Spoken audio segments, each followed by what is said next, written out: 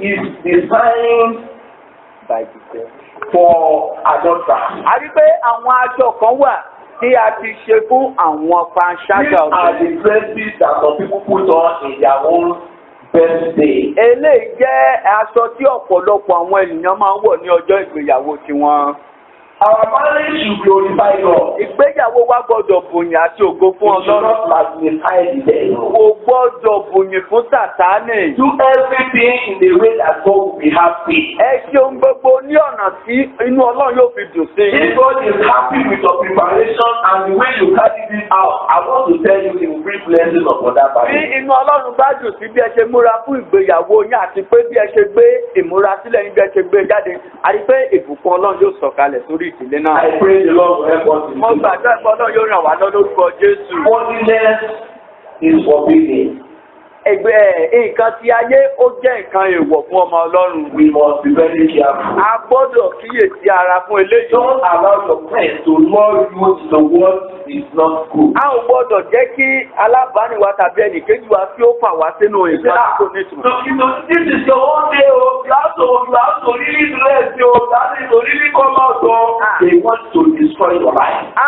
Ó rí pé ọjọ́ ti ẹlẹ́lẹ́ o gbọ́dọ̀ múra o gbọ́dọ̀ máa kán tó táwọn èèyàn máa fojú wò ẹ́ lọ́tún àti lósì ṣùgbọ́n o gbọ́dọ̀ ṣe nǹkan tí yóò dàbò fún You now see them going to the saloon for farming, see them doing a lot of things, then see the package that women use now. And the women use now, this package, this powder, the devil is almost taking over. I pray that God will deliver our women. A rí pé nǹkan tí àwọn ènìyàn tó tún kù sí ojú ní àkókò ìdáná yìí ó tún jẹ́ nǹkan tí ó lágbára tó bá ní lẹ́rù. You see their faces, you will almost go and commit. Ẹ rí lójú wọn á dàbẹ́ ni pé ẹ fẹ́ ṣì wọ́n mú. Can't you do without all these things? Ṣé ẹ ò lè ṣe láì lo gbogbo nǹkan wọ̀nyí? Then there is this what we dey call artificial. Irun ojú tayé. Irun ojú tayé. Láti. You see, you will now come out like this. Wọ́n wá ṣe á wá jáde bí eléyìí. Why should you need that in your own good day, the day that God has made? Why should you use such a thing? Kí ló dé tí ó fi yẹ fún ọ láti lo nǹkan wọ̀nyí ní ọjọ́ tí Ọlọ́run ti pèsè fún ìwọ? Tell your neighbor, be a child. Ọmọ ẹni tó wà lẹ́gbẹ̀ẹ́ pé jẹ́ ọmọ Ọlọ́run. In your day of wedding, be a child of Ní ọjọ́ ìgbéyàwó rẹ̀ jẹ́ ọmọ Ọlọ́run. Don't compromise. Má ṣe padà sẹ́yìn. The Lord will help us. Ọlọ́run á ràn yín lọ́wọ́. In the name of Jesus. Amen.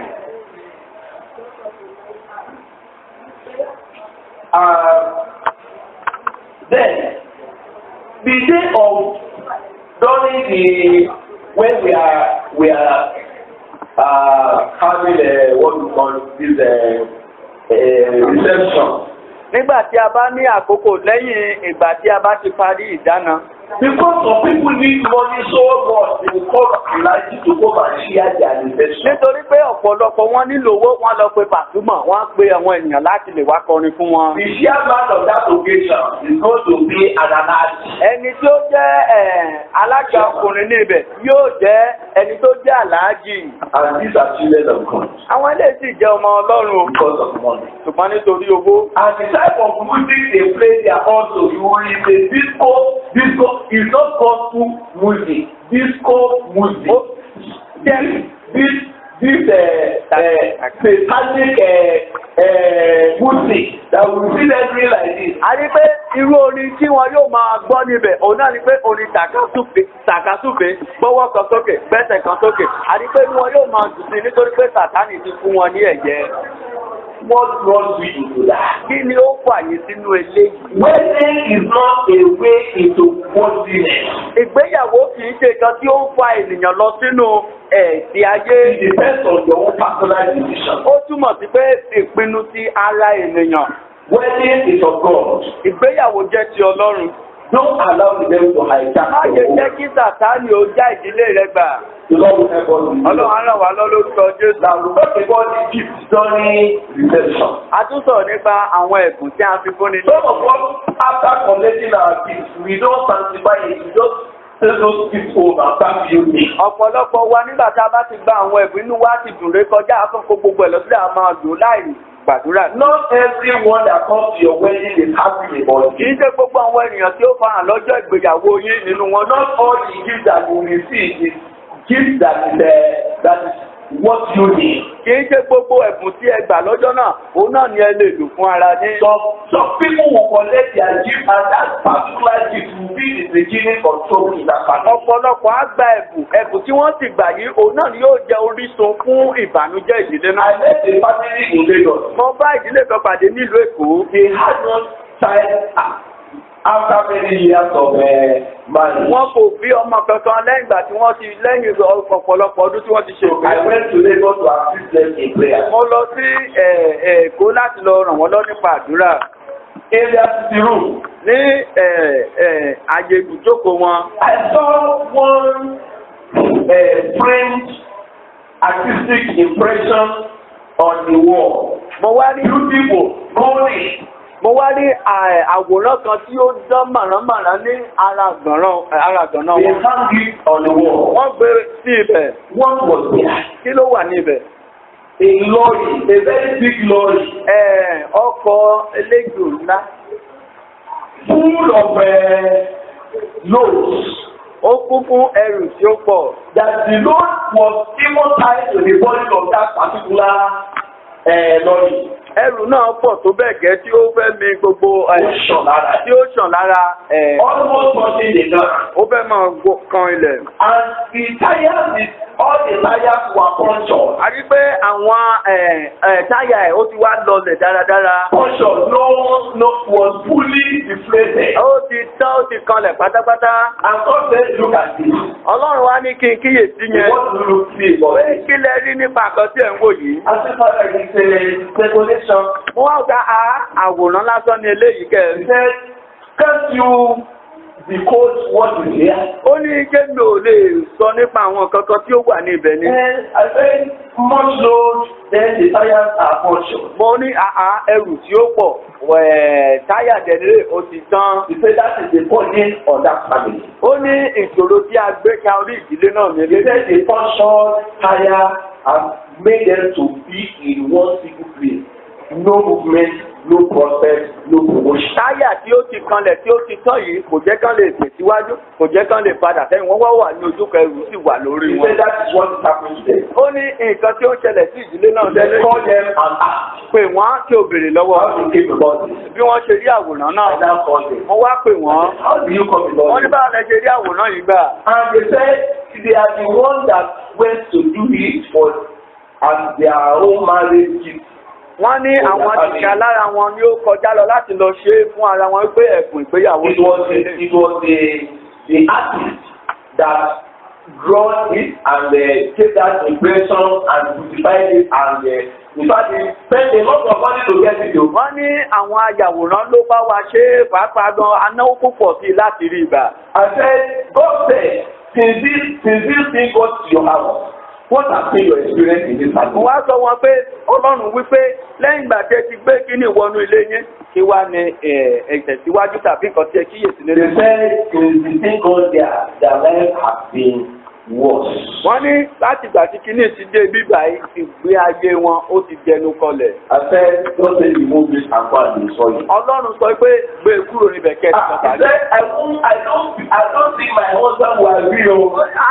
Ọkọ mi ò gbọ́dọ̀ gbọ́ pé mo Because fẹ́ he spent so much. nítorí pé ó náwó tó pọ̀ This one. láti Hallelujah. hallelujah. They use their own hands, their own money to buy gifts for themselves. And the type of gift it was the impression that was what was happening in their family. Wọ́n lo owó ara wọn láti fi gba nǹkan wọlé àdípẹ́ nǹkan tí wọ́n sì fi rà wọlé ló fa ìṣòro fún ayé wọn. All these gifts, you have to be very careful the type of gift you take in the day of wedding. Gbogbo àwọn ẹ̀bùn wọ̀nyí ẹ gbọ́dọ̀ kíyèsára fún irú àwọn ẹ̀bùn tí ẹ máa ń gbà ní ọjọ́ ìgbéyàwó yìí. Look at this. What is the meaning of this particularly? Ẹ wò dáradára pé kí ni ìtumọ̀ eléyìí. Ask God to tell you the meaning of every gift that you give us. Ẹ bèrè lọ́wọ́ Ọlọ́run nípa gbogbo àwọn ẹ̀bùn tí ẹ̀ ń rí gbà. So that if there are things that are strange, you can remove them and destroy them. Tó bá ní àwọn kan tí ó jẹ́ àjèjì sí yín, ẹ̀ lè mú kúrò kí ẹ jù dáa. Call your pastor to pray on those kids to sacrifice everything before you start using it. Ẹ pé àwọn ìránṣẹ́ Ọlọ́run láti bá yín fi àdúrà láti gbàdúrà sí kí ẹ tó bẹ̀ sí nílò wọn. So that's why you are going to the house of your husband, they will give you a bed to go and stay with you. Nígbà tí ọ̀pọ̀lọpọ̀ bá ń lọ sí ọ̀dọ̀ ọkọ rẹ̀, gba ìránṣẹ́bìnrin kékeré yòó kó mọ̀ bá ẹ. Or take this goat, let him accompany you. Gba ọmọ ewúrẹ́ yòó kó máa sìn ọ́ lọ.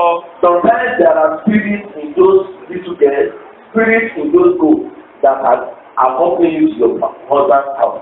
And that as soon as they get to them, that's how they start operating. Àní pé gbogbo àwọn ẹ̀bùn obìnrin tí wọ́n fún yín, ènìyàn tí wọ́n fún yín àti ọmọ ewúrẹ́ tán fún yín, ó jẹ́ àǹfààní fún òkùnkùn láti máa ṣe iṣẹ́ wọn. Be very careful. Ẹ kíyè dáradára. You say, he got married, we have been praying, we have been looking unto God for to give us the time, but nothing.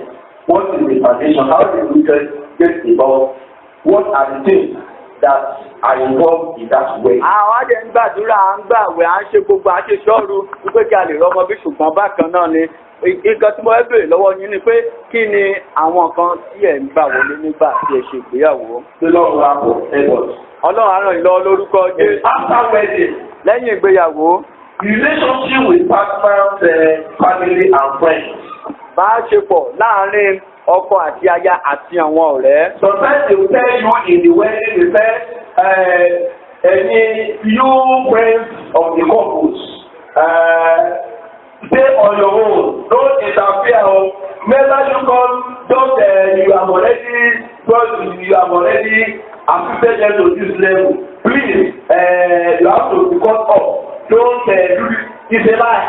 A rí pé nígbà tí wọ́n bá ní kí wọ́n dọ̀bálẹ̀, wọ́n á ní ẹ̀yin ọ̀rẹ́ ọkọ ó yá ẹ máa kẹ́lu yín kẹ́ máa lọ, ẹ ti ràn wọ́n lọ́wọ́, ẹ ti dé bíbà ẹ wá fi ọkọ lẹ̀, òun nìkan ló tó lu àjàgà rẹ̀ báyìí. It's not true.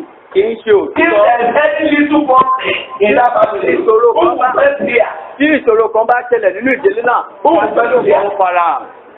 Ẹja ló ta ló kọ́kọ́ máa gbọ́. Ta ló kọ́kọ́ máa Tó bá ní kan tó ṣẹlẹ̀ rí ìdílé yẹn lọ́sọ̀ kejì, ta ló kọ́kọ́ máa gbọ́. Ọ̀rẹ́. Ọ̀rẹ́, they will hear. There is no way you can cut off friends. Kò sí bí a ṣe lè mú àwọn ọ̀rẹ́ kí a lé wọn dànù. You can only manage them. A kàn lè máa lù wọ́n náà. There is no way you can cut off the family, both the father and the mother and their siblings and your siblings. Kò sí bí a ṣe lè lé bàbá tàbí ìyá tàbí àbúrò tàbí ẹ̀gbọ́n kí a lé wọn dànù. Because their daughter and their son is now married, the next thing that Mama, please stand up, Baba, please stand up. Don't interfere in their matter. Leave them alone. Don't come and only come and visit them and go. And if you come to visit them, just one day is enough. Wípé bàbá àti ìyá arábìnrin o, ẹ má wá sí ọmọ máa o, ẹ sì máa gbé ilé yín fún sáà kan nítorí pé a fẹ́ kí nǹkan míì kí ó It is not practical. Kò ń ṣe nǹkan tí ó dára láti It's not practicable. Kò sí ẹ dára láti máa The daughter, the son will always be thinking about their parents. There's no way you can do it. I know how you can do it. Arákùnrin yóò máa ronú nípa ìdílé àwọn ìdílé tó ti gbé jáde wá. Bákan náà àwọn arábìnrin yóò máa ronú nípa ìdílé tí ó ti gbé jáde. Someone that brought you up from the womb till the time that you are mature enough to marry and you think that you can forget them like that. It is not possible. Ẹni tí ó rò ẹ́ sínú fún oṣù mẹ́sàn-án tí ó sì gbé ọ jáde, ó wá sọ pé o ti fẹ́ lọ sí ìgbéyàwó báyìí, kò sí nǹkan tó fẹ́ fi wọ́n ṣe, kò kì í ṣe. Marriage does not cut off our family from us. We can only use the wisdom of God to do what? To manage them. Ìgbéyàwó kò ní kí a ta kété fún àwọn ìdílé wa, ṣùgbọ́n a kàn lè lo ọgbọ́n Ọlọ́run láti máa bá wọn rìn náà. Hallelujah. Hallelujah. I'm talking about practical things. Mo ń sọ àwọn nǹkan tí a lè fi sí ojúṣe. Hallelujah. Hallelujah. How do you manage your friends that will not have undue influence on your marriage? Báwo ni a ṣe ń ṣàkóso àwọn ọ̀rẹ́ wa kí wọ́n má bàa ní ipa tó burú nínú ìdílé wa? How do we manage our parents and our siblings so that they will not have undue influence on our family? Báwo ni a ṣe lè máa lò nípa àfi àwọn òbí wa kí wọ́n má bàa ní ipa tó burú nínú ìdílé? This is what we need to look at. Ó jẹ́ nǹkan tí a gbọ́dọ̀ wò dáradára. And see how we can go about it. Àti nǹkan tí a lè ṣe sí i. The Lord will help us. Ọlọ́run ràn wá lọ lórúkọ Jésù. I said the Lord will help us. Ọlọ́run ràn wá lọ lórúkọ Jésù. How many of us are married here? Àwa mélòó ni a ti gbéyàwó ní bíbà yìí? Married people. Àwọn tí ó ti ní ọkọ tàbí ní aya. Sir, what is your relationship with your family? Bàbá. Your father, your mother. Báwo ni ìbáṣepọ̀ yín láàrin yín àti àwọn bàbá àti ìyá yín? Have you cut them off completely? Bóyá ẹ ti lé wọn jìnnà pátápátá pé ẹ máa lọ They jà. have nothing to do with you any Kò longer. sí nǹkan tí wọ́n ní í ṣe pẹ̀lú ìdílé yín mọ́. The very day you give that to your daughter or to a new baby, Ní ọjọ́ àkọ́kọ́ tẹ́ bá ti bí the ọmọ. first person you call is your mother. Is it not true? Àwọn ẹni àkọ́tẹ́ máa pè náà nìyí. And that mother will stay with you for 3 months or 6 months before you leave. Ìyá yẹn máa rí pé òun lo oṣù mẹ́ta tàbí oṣù mẹ́fà. And we have instructed you on the order that you should cut them off. You should not come to your A ti house. sọ fún yín lórí pẹpẹ Olúwa wípé ẹ ò gbọ́dọ̀ gbà kí ìyá yẹn wọnú ilé yín mọ́ It's o. not practicable. A ní pé a gbọ́dọ̀ fi lè. But my advice is that use the wisdom of God to handle them. Ṣùgbọ́n ìkìlọ̀ mi fún yín náà ni pé ẹ lu ọgbọ́n Ọlọ́run láti máa bá wọn lò. Stand with your wife and let the wife stand with you. Don't allow anyone to break you Ẹ or dúró the sí relationship. ìyàwó yín kí ìyàwó yín sì dúró sí. Ẹ má ṣe gbà kí ẹnikẹ́ni ó kọjá láàrin yín láti tú yín ká. What is due to your parents, pray for them. Ohun tó tí o lè ṣe fún ìdílé àwọn bàbá tàbí ìyá rẹ̀ ṣe é fún. When they come to your place, show love, honor them, bless them before you go. They bless you as they leave. Nígbà tí wọ́n bá wá sí ọ̀dọ̀ yín, ẹ gbìyànjú kí ẹ bùkún fún wọn, kí ẹ gbàdúrà fún wọn. Ìgbà tí wọn náà bá ti lọ, wọ́n máa gbàdúrà fún yín náà. Amen. Amen. Amen. I can visit my children anytime. Èmi lè lọ sí ọ̀dọ̀ àwọn ọmọ mi ní àkókò tí ó bá wù mí. And I will leave the place when I am satisfied to live.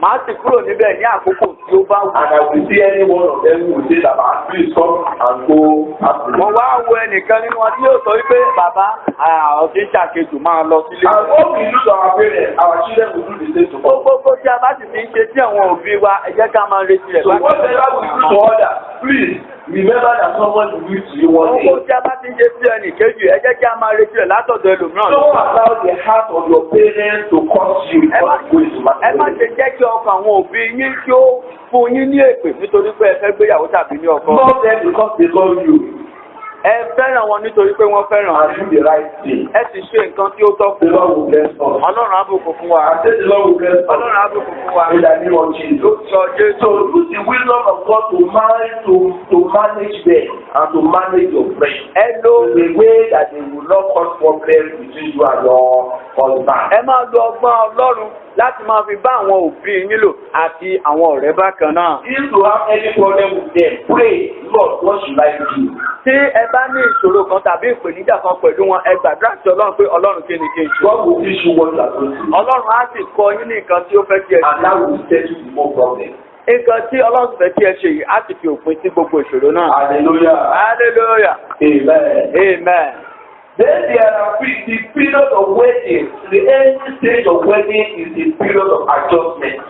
Àkókò ìgbéyàwó jẹ́ àkókò tí a fi ń mú kan bọ̀ sípò padà. At least for the first 1 year, Ní ọdún àkọ́kọ́, you cannot know your wife fully. ẹ ò lè mọ ìyàwó yín pípé. You cannot know your husband fully. Ẹ ò lè mọ ọkọ yín ní pípé. There are some things that you see when you started that it is only after the while that you see those things manifesting.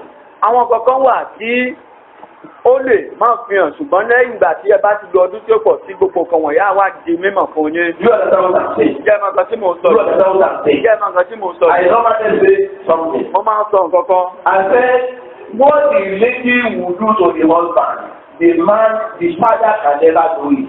Nǹkan tí obìnrin yóò ṣe fún sí ọkọ, àti pé bàbá ò lè mọ̀.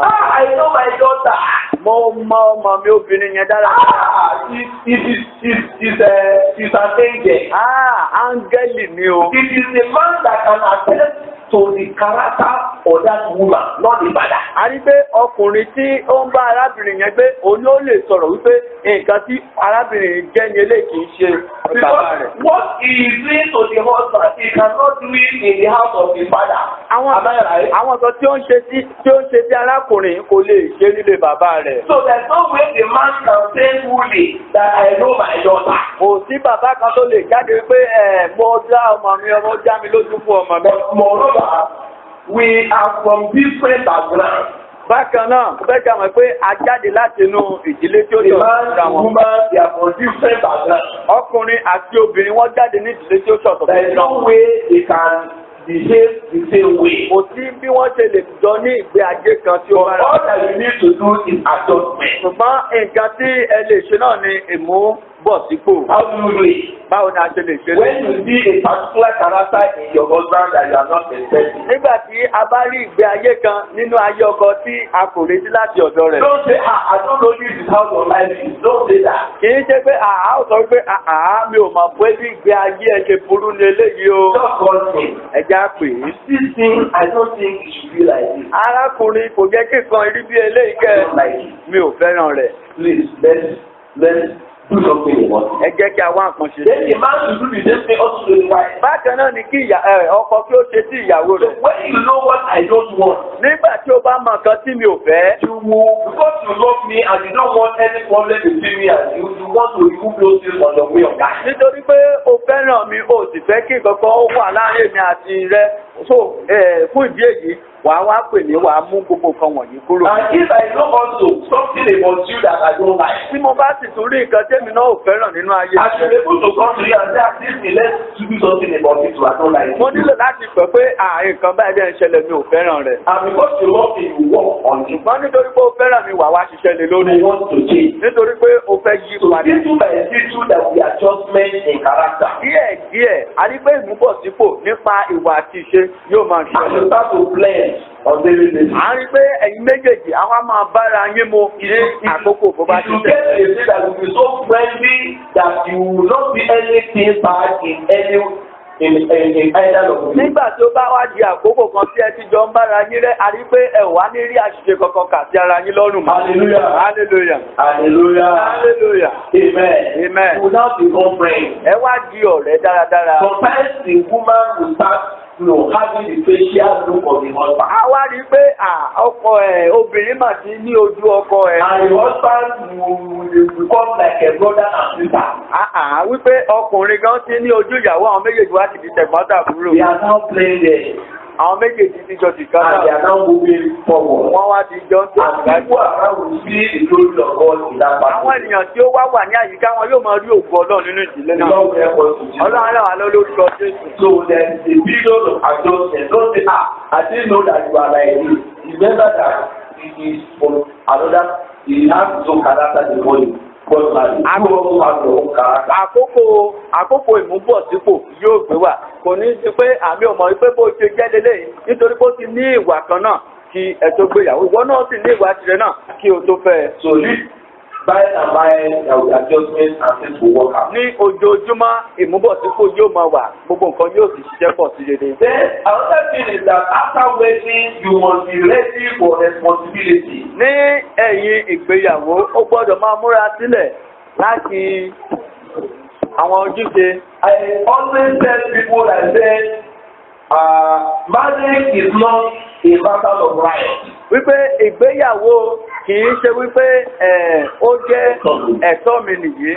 But it's a matter of responsibility. Ó jẹ́ àkókò ojúṣe. Hallelujah. Hallelujah. So this is my right. This is my right. Ẹ̀tọ́ mi lélẹ̀, ẹ̀tọ́ mi lélẹ̀ yo. It's not a matter of right. Kìí ṣe àkókò It's a ẹ̀tọ́. matter of responsibility. Ó jẹ́ àkókò tí ojúṣe gbé wáyé. If a woman will play his own part of responsibility in the family and the man will do that of his to see that the house will be like carry of Eden. Bí ọkùnrin tó bá ń ṣe ojúṣe rẹ̀ gẹ́gẹ́ bí ọkọ, tí ìyàwó náà ti ṣe ojúṣe rẹ̀ gẹ́gẹ́ bí ìyàwó, ìgbéyàwó wọn yóò dàbí eléyìí tí a gbé sí ọgbà Édẹ́nì láàrin Ádámù àti Éfà. So don't say this is I know my right. A ò gbọ́dọ̀ máa sọ pé ẹ̀tọ́ mi lélẹ̀, mo mọ ẹ̀tọ́ mi Know dáadáa. your responsibility. Máa ojúṣe rẹ̀ gẹ́gẹ́ bí Man, ọkọ. know your responsibility. Ọkọ máa ojúṣe rẹ̀ gẹ́gẹ́ bí Woman, ọkọ. know your responsibility. Ìyá ẹ máa ojúṣe gẹ́gẹ́ bí. When you know your responsibility and you go by your responsibility and you fulfill your responsibility, the home will be wonderful. Nígbà tí oníkálukú yín tí ẹ bá ń gbé ojúṣe yín tí ẹ sì ń ṣe, a rí pé ìdílé náà yóò wà ní àlàáfíà. Book of Ephesians chapter 5. Ìwé Éfésù orí 5. Let's look at verse 22 to 29. Ẹ jẹ́ kí a wo ẹsẹ̀ 22 àti ẹsẹ̀ 29.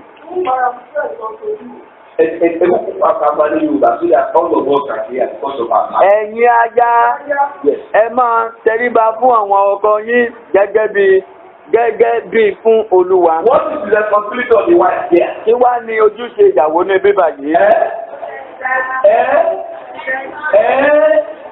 Ìtẹríba, we need to go and look at our dictionary and prayerfully know the meaning of submission.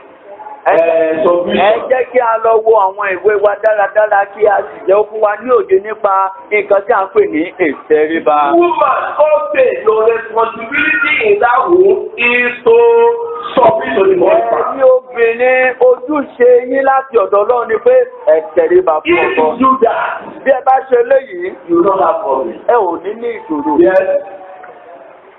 Nítorí pé ọkọ ní í ṣe orí aya. If God say the man is the head of the woman, Ọlọ́run sọ wípé ọkọ ni olórí aya. you need to accept it. A gbọ́dọ̀ gba eléyìí. Don't debate it. A ò gbọ́dọ̀ máa ṣàṣàròlé lórí. Because you have money more than that man does not make you the head. Nítorí pé olówó ju ọkọ rẹ lọ kò túmọ̀ sí pé o jẹ́ orí o. That you are more spiritual than that man does not make you the head. Wípé o lè gbàdúrà lálálá ju arákùnrin yẹn lọ kò túmọ̀ sí pé o wà nípò That you are a child of God and your husband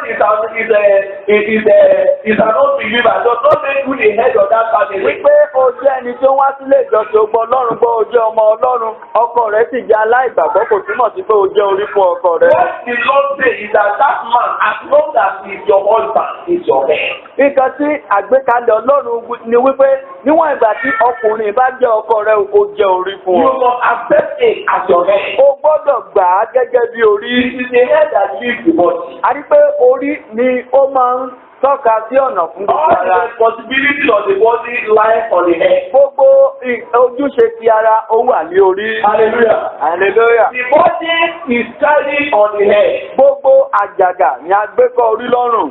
The Lord will help us in Jesus' name. Ọlọ́run ràn wá lọ́wọ́. If something is the head, accept it. Bí Ọlọ́run máa sọ pé orí ni má ṣe ṣàṣàròlé lórí orí náà ni. The Lord told me something some years ago. Ọlọ́run bá mi sọ ọ̀rọ̀ kankan ní àwọn ọdún He kan. said, do you know the reason why women find it difficult to submit to their husband? Ó ní ìjẹ́ ọmọ kan tí ó fi jẹ́ nǹkan tó nira fún ọ̀pọ̀lọpọ̀ obìnrin láti tẹríba fún ọkọ I wọn. said no.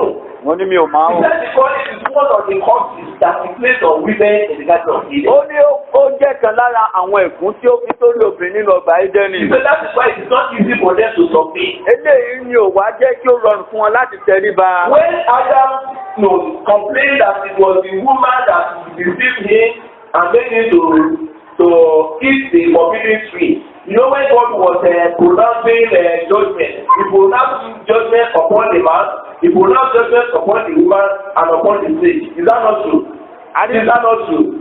Okay. A rí pé nígbà tí àwọn ìdílé méjì àkọ́kọ́ tí wọ́n ti ṣàìṣe Ọlọ́run fi ègún ó fi sórí ìyàwó ó fi sórí ọkọ ó tún fi sí orí ẹranko. Can you still remember the cause and the place upon the woman? Ǹjẹ́ a lè tún rántí ẹ̀gún tí a fi sórí obìnrin nígbà He said your love, he said her love shall be towards you. And he said your love shall be towards her. He said and it shall be your head. If the woman was not the head of the man when God created them at the initial stage. A rí wípé ègún tí a fi sórí rẹ̀ ni pé ìfẹ́ rẹ o ọ̀dọ̀ ọkọ rẹ ni yóò wá o wípé ó sì jẹ́ orí fún ẹ. That was not the case when God first created them. Eléyìí kì í ṣe kan tí ó jẹ́ ìpinnu Ọlọ́run nígbà tí Ọlọ́run bẹ̀rẹ̀. Hello. Hello. Are you hearing me? Are you hearing me? When God created Adam and Eve. Nígbà tí Ọlọ́run dá Ádámù àti Éfà. Adam was not the head of that woman. Ádámù ò jẹ́ orí fún arábìnrin It yìí. was when they sinned against God that God now passed that judgment upon the woman that the woman will be under the man will be the head. Nígbà It was not like that at the initial stage of their creation. Nígbà tí wọ́n ti ṣẹ̀ sí Ọlọ́run ni Ọlọ́run wá sọ pé ọkọ o á jẹ́ orí o ìwà aya wà á dúró sí ipò rẹ kò rí bẹ́ẹ̀ láti ìbẹ̀rẹ̀. Initially they were just friends. Ní àdìgbà wọ́n jẹ́ olùrànlọ́wọ́ wọ́n jẹ́ ọ̀rẹ́. They were equals. They were equals. Wọ́n jẹ́ ẹni tí kò sí mo jù ẹ lọ tàbí mi ò jù ẹ lọ. Wọ́n jẹ́ ojúgbà She was assisting Adam also was assisting. Ádámù ràn lọ́wọ́ náà sì ran Ádámù They lọ́wọ́. were companions. Wọ́n jẹ́ ọ̀rẹ́ ìfarakora. You understand what I'm saying? Ìjẹ́ ọmọ akẹ́kọ̀ọ́ Now, it's important that you are operating at the same level before. God now say, we are putting him above you. Would you be happy? Nígbà tí ẹni tí ẹjọ́ ń ṣe wọléwọ̀de tẹ́lẹ̀ tí Ọlọ́run á sọ pé ẹni yóò ó ti ga jù ẹ́ lọ inú rẹ̀ máa dùn sí. Maybe you are in an office. Ó wà nílé iṣẹ́ kan. The two of you are placed on the same salary, the same level, and everything like that. Ẹ̀yin méjèèjì àfihàn sí ojú òṣùwọ̀n kan náà, owó kan náà lẹ́jọ́ ń gbà, kíláàsì kan náà lẹ́jọ́ wà, iṣẹ́ kan náà lẹ́jọ́ ń ṣe. And now, after the while, they now say, okay, come and see the head of the company. Lẹ́yìn ọdún díẹ̀, wọ́n á sọ pé ó yá máa bọ̀. Ẹjọ́ ń jọ́ rẹ ní oṣù kan wá jẹ́ orí fún ẹ. After all, you have the same certificate. Lóòótọ́ ẹjọ́ ní ìwé ìgbàṣẹ́ kan Will you be náà. happy about it? Ìjẹ́ inú rẹ yóò máa dùn. Will you be happy about Inú it? ẹ máa dùn You will be happy about it. Yóò lè dùn sí i. That is what happens to women. Nǹkan tí ó ṣẹlẹ̀ sí àwọn obìnrin ni eléyìí. It is a cause. Ó jẹ́ ègún fún wọn. And that is why it's not easy for them to. Ìdí sì ni eléyìí tí inú wọn ò fi dùn láti gbà. But God normally places people that will pay him. Ṣùgbọ́n Ọlọ́run máa fi ìbùkún fún àwọn ènìyàn tí ó gbọ́ràn sí. God has a reason why he has the man to be the head of the woman. Ọlọ́run ní èrèdí pàtàkì tí ó fi sọ wípé kí ọkùnrin kí ó jẹ́ orí fún obìnrin. And when we now obey the instruction of God and we walk in that pattern, the blessing of God will come upon us. Nígbà tí a bá rìn gẹ́gẹ́ bí ìlànà àti òfin Ọlọ́run yìí, ìbùkún Ọlọ́run á wá sọ̀kalẹ̀ sórí ayé wa. Women submit to your husband. Wípé ìwọ obìnrin ò tẹríba fún ọkọ. Hallelujah. Hallelujah. Hallelujah. Hallelujah. Continue to 29. Gẹ́gẹ́ bí Kristi ti ṣe orí ìjọ ènìyàn rẹ̀, òun sì ni olùgbàlára. Nítorí náà, gẹ́gẹ́ bí ìjọ ti tẹríba fún Kristi, bẹ́ẹ̀ sì ni kí àwọn aya tí ó máa ṣe sí ọkọ wọn ní ohun gbogbo.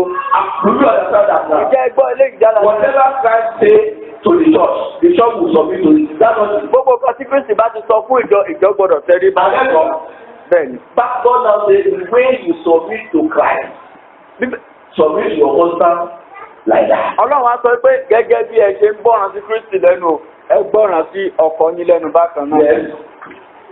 Nítorí ẹ̀yin ọkọ ẹ fẹ́ràn àwọn aya yín Yes. gẹ́gẹ́ bí Kristi ti fẹ́ràn ìjọ tí ó sì fi ara rẹ̀ fún un. Hallelujah. Hallelujah. What God is saying there is that husband love your wife. Nǹkan tí Ọlọ́run tún sọ níbí báyìí ni pé ìwọ ọkọ ò fẹ́ràn ìyàwó rẹ. The care that Christ is given to the church, give it to your wife. Ìfẹ́ tí Ọlọ́run ti sí Kristi tí ó ní fún ìjọ máa ní fún ìyàwó rẹ. Ìbójútó sí Kristi bójútó ìjọ pé kí ni o bójútó ìyàwó ẹ̀ bákan náà. Yes, ẹ tẹ̀síwájú.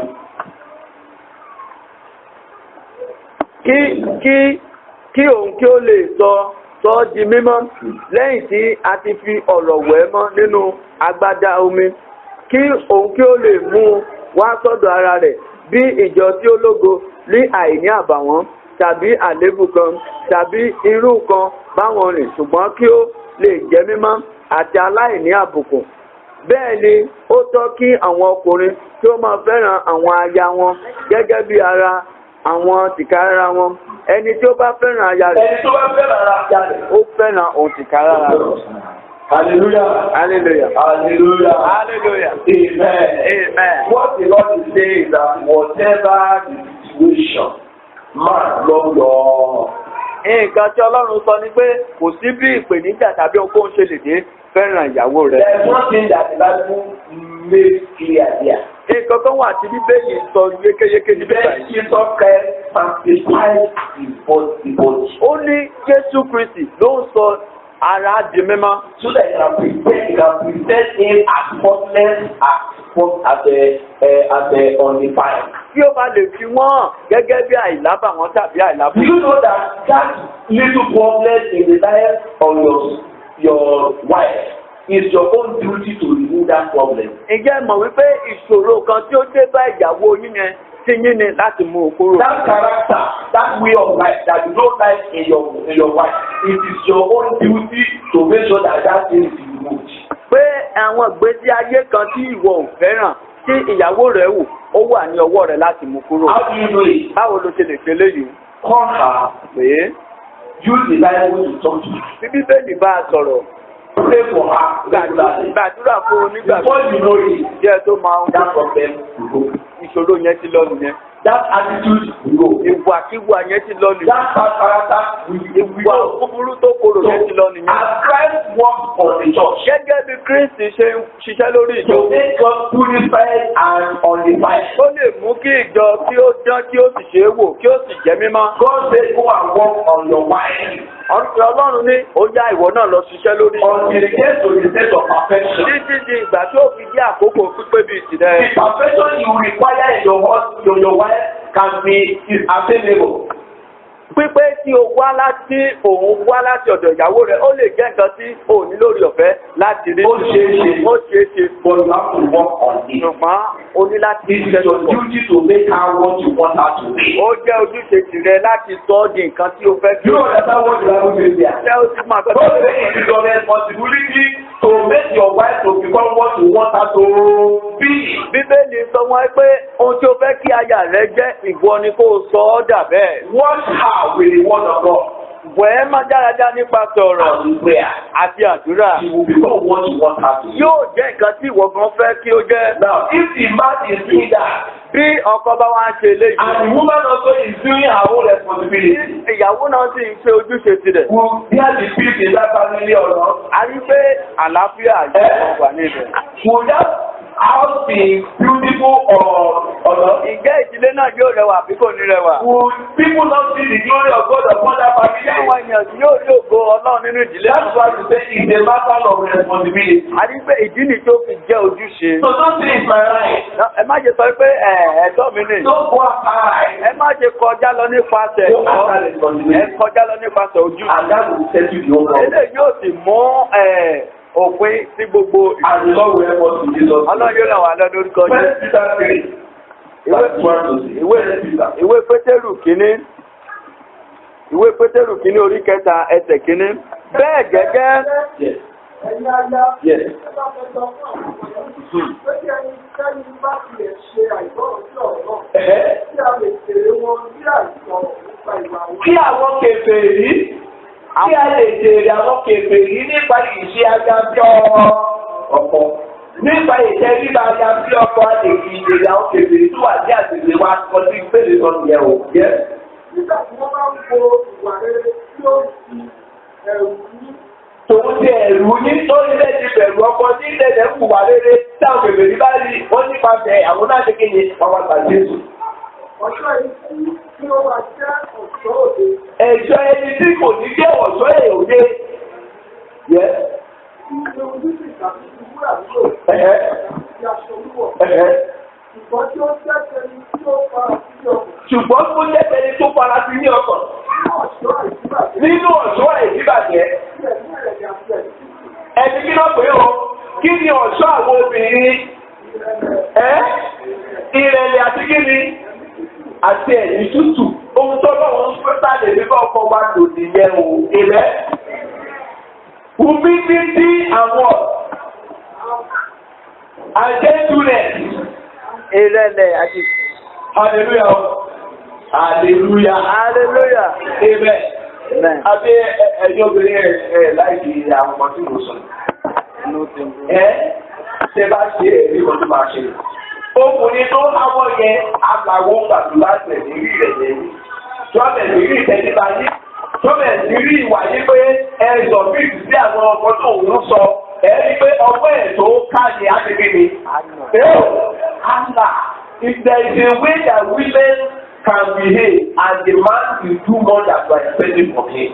Àwọn kankan wà tí obìnrin lè ṣe tí wọ́n lè fi rí nǹkan gbà lọ́wọ́ ọkọ wọn ju ilé tí wọ́n béèrè lọ. Hallelujah. Hallelujah. Amen. Amen. When you get to that place, people will say you have turned your husband to a dead. Nígbà tí ẹ bá dé àkókò yìí, a rí pé àwọn èèyàn máa sọ pé a ó ti sọ ọkọ rẹ di gbẹ̀wù dání. It's not like that. Kò ń ṣe bẹ́ẹ̀ o. It's because he has seen the attitude of Christ-likeness, humility, gentleness, in you. So he has no option. He has to surrender and make sure that you walk as what? As friends, as pals. Nítorí pé ó ti rí ìwà Kristi nínú ayé rẹ̀, ìwà tútù àti ìtẹríba, inú rẹ̀ wá dùn, ó wá rí pé kò sí nǹkan ìmíì tí ó lè mú àìdùnnú wá sínú ayé òun nítorí pé ó dunú pẹ̀lú ìwà àti ìṣe rẹ̀. Yes. Effective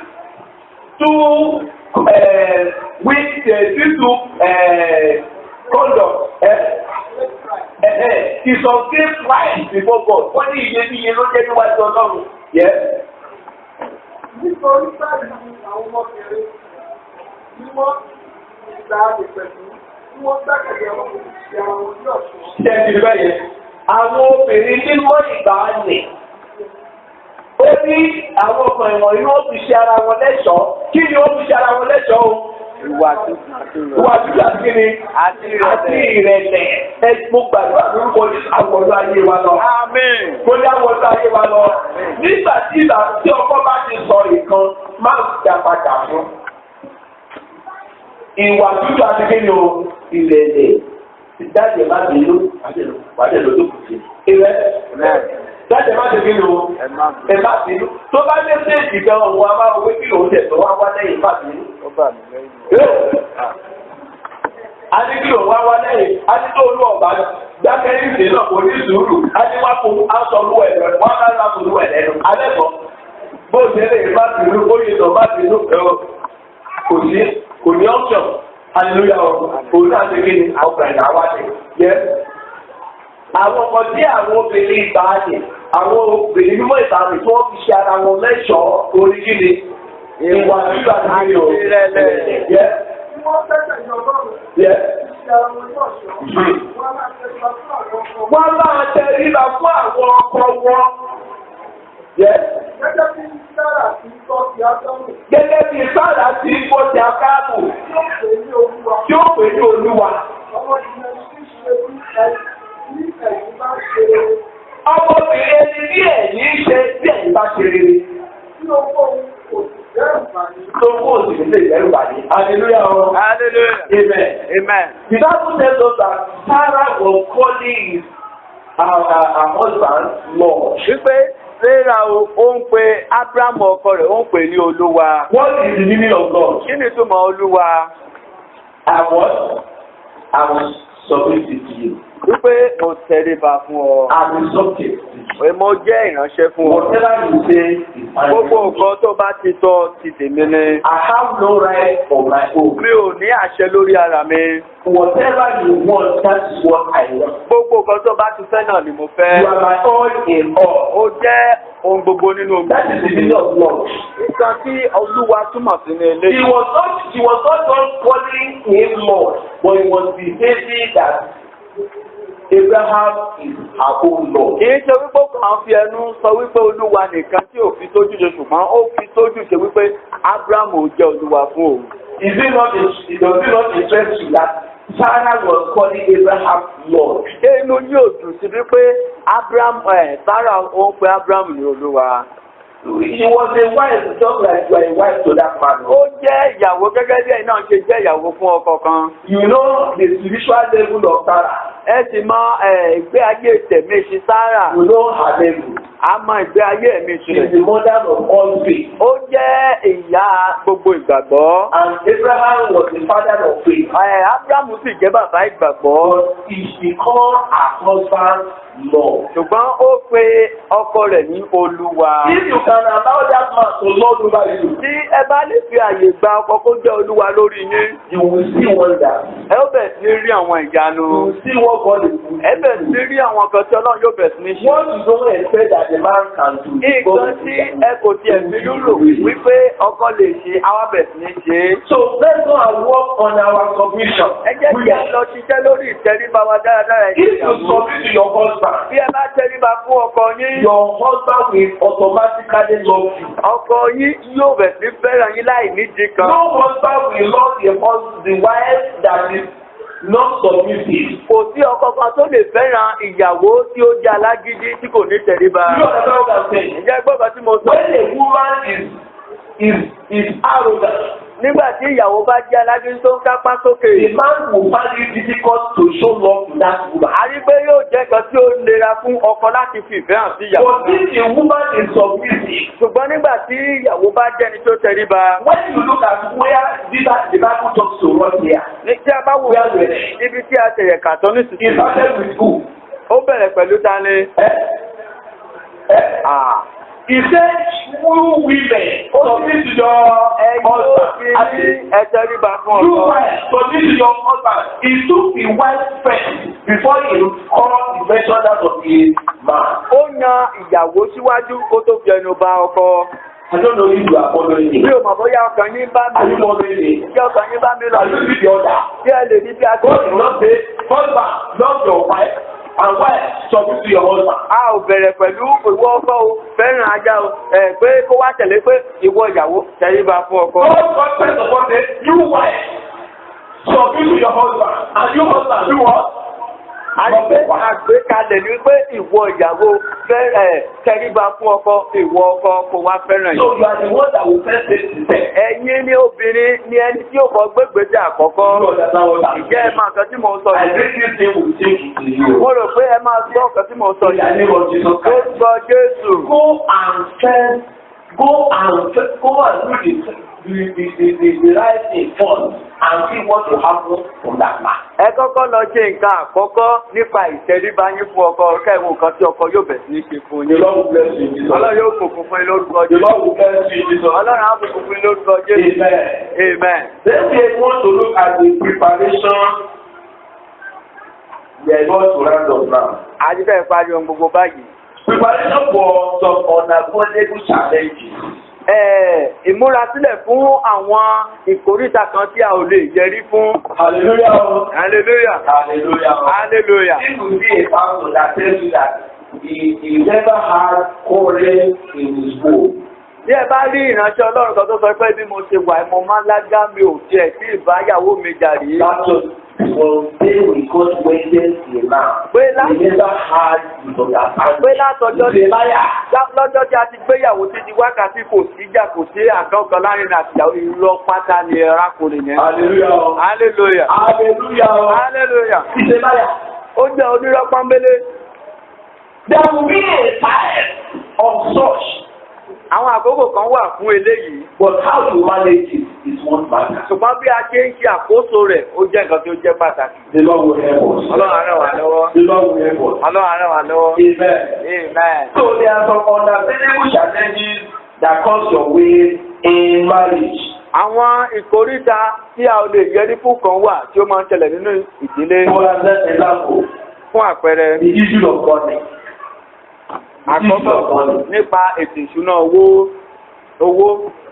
Some believe that the man and the woman must have a common purse. Wípé ọkọ àti ìyàwó wọn gbọ́dọ̀ jọ ní àkáǹtì kan náà o. And some also believe that man have your own account, I will have my own account. Àwọn kan gbàgbọ́ náà wípé ọkọ fọwọ́ mú tiẹ̀ o, èmi ìyàwó máa fọwọ́ mú ti tèmi. When it's also spending in the home, you husband, you are the one that will take care of everything, but you are the one that brought you to your house. Nígbà tí ó bá ti di ètò ìṣúná owó báyìí, ìwọ ọkọ ọ̀yá ìwọ ni wàá gbé gbogbo bùkátà náà nítorí pé ìwọ ló mú mi wá sí ilé rẹ. And some people believe that like, well, let us share responsibility. You provide the food, I will provide the soup. Ọ̀pọ̀lọpọ̀ á sọ pé ẹ̀ẹ́dá ṣe bí eléyìí lọ wá oúnjẹ wá èmi á máa ṣe bẹ̀ẹ́ nulẹ̀. Hallelujah, Lord. Hallelujah. So you need to sit down with your wife, with your husband, and determine how to handle finances in the home. That will not cause problem. Ẹ ó jókòó pẹ̀lú ìyàwó yín láti lè rí wípé ẹjọ́ ṣe àṣàrò nípa bí ẹ ṣe fẹ́ máa ṣe ètò ìṣúná owó. You understand what I'm saying? Yẹ gbọ́. Don't believe the way they do it one way out. Ẹ má wo.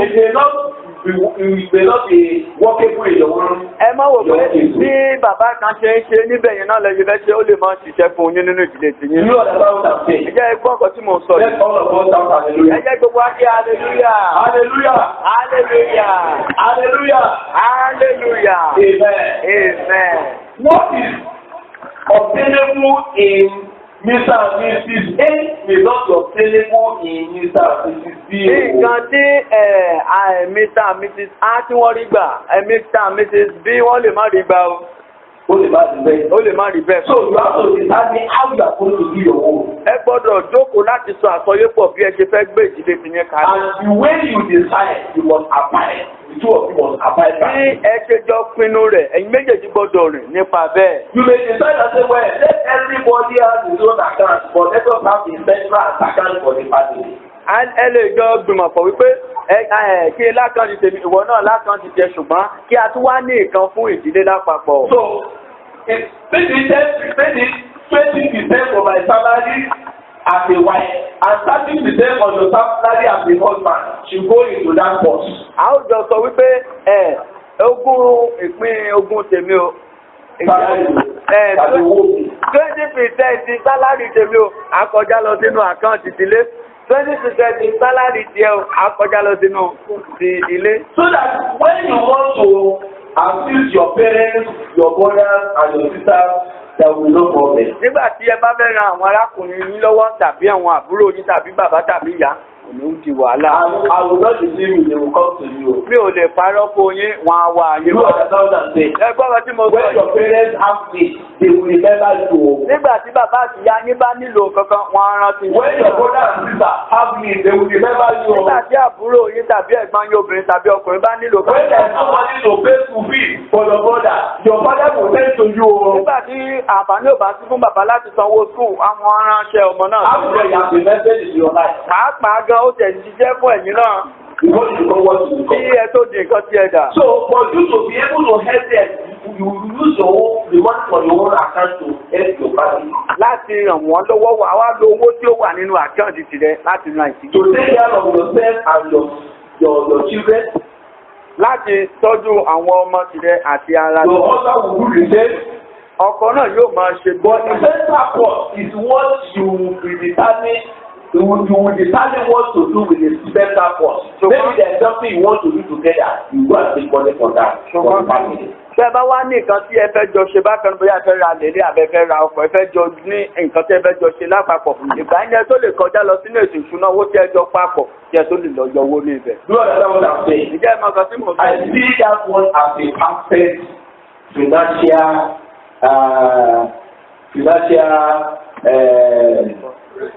every possibility. Mo wá way of handling for that in the Mo home. rí eléyìí gẹ́gẹ́ bí ojúṣe bí a ṣe lè máa lo ètò ìṣúná. So it's not a matter of gbogbo owó ẹ̀ àwọn family ẹ̀ ló ń lọlé lónìí.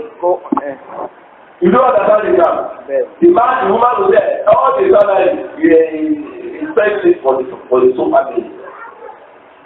But me, he's not answering me when it comes to my own family. Oníwà sọ pé gbogbo owó tó ní owó ọkùnrin yẹn màlẹ́bí ẹ̀ ló ná fún ṣùgbọ́n tó bá ti di tèmi kò wá kẹ̀yìn sí mi pé ìyẹn wà ní ìṣẹ̀lẹ̀ láàrin wọn mọ́. You understand what I'm saying? Ǹjẹ́ ẹ mọ nǹkan tí mò ń You sọ? understand what I'm Ǹjẹ́ ẹ saying? mọ nǹkan tí mò ń sọ The yìí? Lord will help us to be so. Ọlọ́run á ràn wá lọ́wọ́. So these are areas that we cannot avoid. Eléyìí jẹ́ àwọn ibì kan tí a ò lè yẹrí fún So nítorí pé we wọ́n consider wá. it to wife, A gbọ́dọ̀ jókòó pẹ̀lú ìyàwó determine how to run the financial aspect of the family. láti jọ sọ àsọyépọ̀ bí ẹ ṣe fẹ́ máa ṣe ìdílé yín. Then another unavoidable challenge is the challenge of childbearing. Àwọn ìpèníjà tá a kò lè yẹrí fún mi, òun náà ni ètò ọmọ bíbí. At times, couples can come together and there will be no children.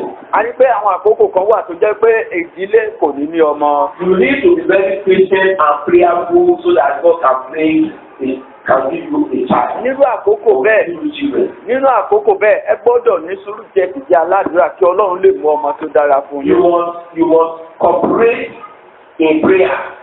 Ẹ gbọ́dọ̀ jẹ́ ẹni tó fọwọ́sowọ́pọ̀ nínú àdúrà. Don't say it's the fault of the husband. Let the husband not say it's the fault of the wife. If your husband is having problem, the problem belongs to the two of you.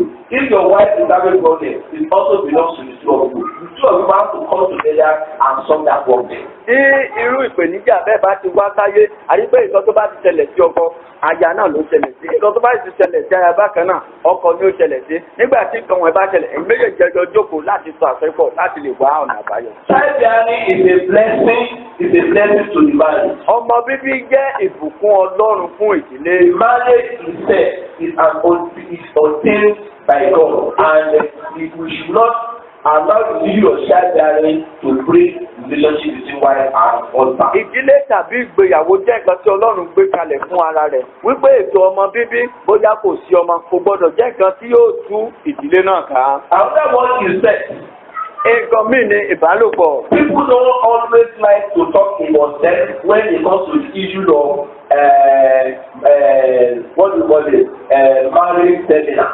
Púpọ̀ àwọn ènìyàn nígbà tí a máa ti ń sọ̀rọ̀ nípa ìgbéyàwó wọn kì í fẹ́ fẹnu ba ìbálòpọ̀. And that is the area that the devil always have a way into family to split family. Eléyìí jẹ́ àǹfààní kan tí Sàtánì máa ń lò láti fi ja ìdílé láti fọ́ When jákàjá. you see husband and wife quarreling every time, and you say what is the problem, and they cannot tell you, I want to tell you, if you are a mature person, you should understand what is happening. Bí ọkọ àti ìyàwó tá má ti ń fi ojoojúmọ́ kọ̀ọ̀kan ọjọ́ kọ̀ọ̀kan ní gbogbo oṣooṣù tá má ti fi ń jà lójoojúmọ́ ló bá jẹ́ ènìyàn tó ti dàgbà tó ti tójú bọ́ ó gbọ́dọ̀ mọ̀ wípé nǹkan kan báyìí ní oṣù. Sometimes they will give us plenty excuses. Àkókò mi wà tó jẹ́ pé wọ́n sọ pé nǹkan tí ò ní túmọ̀ wọ́n á fi ṣe àpẹẹrẹ pé nǹkan tó fàjà. And if you want to solve that plenty excuses, it will not remove the original problem.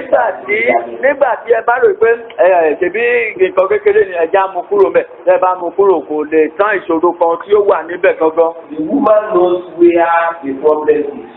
Obìnrin ó mọ ibi tí ìṣòro náà The wà. man also know where the problem is. Bàbá ọkọ ó mọ ibi tí ìṣòro náà wà. And God has solution for that problem.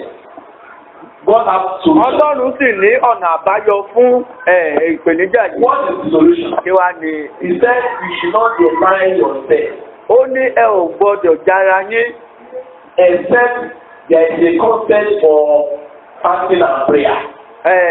Ìyípadà tí ó lè fi wáyé ni pé bóyá ẹ̀ ń bá àwẹ̀ tàbí àdúrà. He said after your fasting and prayer you must come together again. Lẹ́yìn àwẹ̀ àtàdúrà yín ẹ gbọ́dọ̀ parapọ̀ bákan So náà. that Satan will not take advantage of that. Kí Sàtánì kó má bàa lo àǹfààní yìí. So the woman, either you like it or not, Ẹ̀yin ó man, either you like it or not, if you deny yourself of faith, you are disobeying God and you are sinning against Him. bí ẹ̀yin obìnrin tàbí ẹ̀yin ọkọ bẹ́ẹ̀ fẹ́ bẹ́ẹ̀ kọ̀ bẹ́ẹ̀ bá ti ń ṣàpá sí Ọlọ́run nípasẹ̀ ìbálòpọ̀ ó túmọ̀ sí pé ẹ̀ ń ṣe lòdì sí òfin àti ìlànà You Ọlọ́run. say, no, I don't want to, not now.